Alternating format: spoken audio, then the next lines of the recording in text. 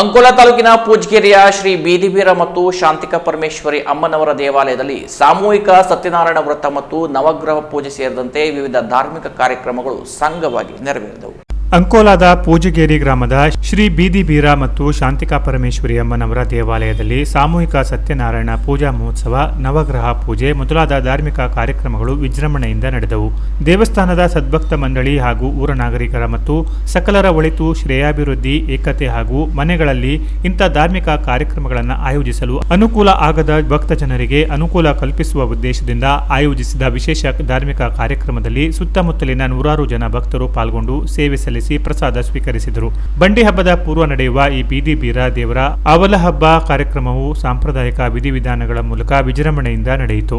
ದೇವಸ್ಥಾನದ ಹೊರ ಆವರಣದಲ್ಲಿ ವರಾಂಡಾ ಕಟ್ಟಿಗೆ, ಗ್ರಾನೈಟ್ ಅಳವಡಿಸಿ ಅಂಗಳಕ್ಕೆ ಸುಂದರ ನೆಲಹಾಸು ಮತ್ತು ಮೇಲ್ಛಾವಣಿ ತಗಡಿನ ಶೀಟ್ ಹೊದಿಕೆ ಮತ್ತು ಇತರ ಅಭಿವೃದ್ಧಿ ಕಾರ್ಯಗಳನ್ನು 4-5 ಲಕ್ಷ ರೂಪಾಯಿ ವಿನಿಯೋಗದೊಂದಿಗೆ ಕೈಗೊಳ್ಳಲಾಗಿದ್ದು, ಸಾರ್ವಜನಿಕರು ಮತ್ತು ಭಕ್ತರು ತನು ಮನ ಧನ ಸಹಾಯ ಸಹಕಾರ ನೀಡಿದ್ದು ದೇವಾಲಯದ ಅಭಿವೃದ್ಧಿ ಕಾರ್ಯ ಇಲ್ಲಿನ ಸುಂದರತೆಗೆ ಕಳೆದುಂಬಿದಂತಿದೆ.